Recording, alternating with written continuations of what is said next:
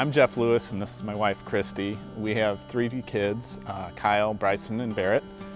I was always raised that there was never enough, never seemed to be enough money, and we always made sure that the bills got paid first, and then it was up to, the next choice would be paying God. Needless to say, it was usually that all the bills did get paid and we were able to pay God. And then I met my wife, Christy. Holy cow. She's always a give, give, give type person, and I'm like yin and yang? And the Cubs cards. Opposites. So I couldn't give her the checkbook because I was like, oh my gosh, what's gonna happen? It's gonna be gone. So anyway, as our expenses have increased over the years, we have 2 children, like I said, in daycare, and we had a son, our oldest son started college this year. So then we were really like, oh my gosh, how are we gonna give to God? And we just thought we're gonna have to cut all kinds of expenses. Of course, no way am I cutting cable TV. That wasn't gonna happen. Gotta watch my football. Anyway, so we thought there was no way that we could keep up our giving to church. Well, and really I haven't always been such a giver. My journey actually started back when I was a little girl, and I was sitting in the sanctuary the other day when we did the Shoes with Soul, and I thought, why am I so adamant about giving and loving this ministry? And then I realized that I was the little girl that didn't have the shoes for school.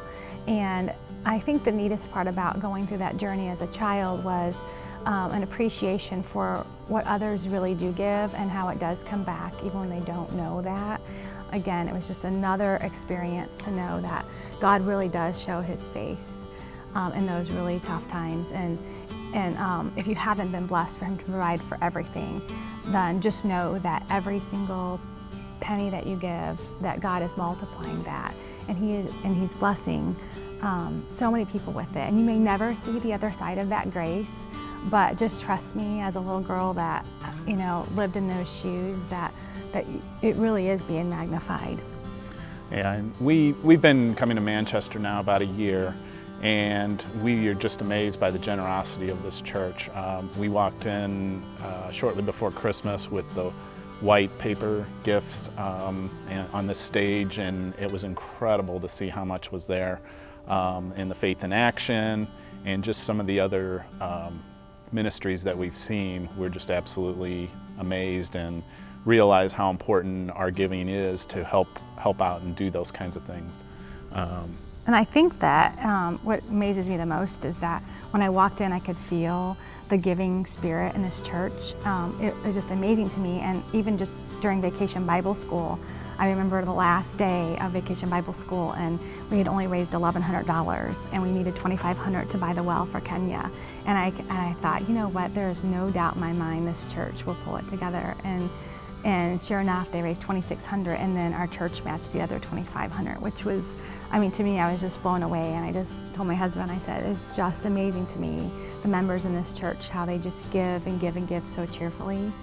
So we are going to be in prayer and reflection and make sure that we can get our commitment in for October 30th. By October 30th for the next year. And we would just encourage you to pray really hard on it and trust, because you can't outgive God.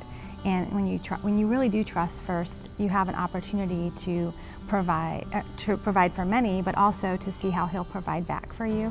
And one of my favorite scriptures is the 2 Corinthians 9:7, where basically so pray on it, because each man must give according to his own heart, but never give reluctantly, and always give what's in here. And just remember that God loves a cheerful giver.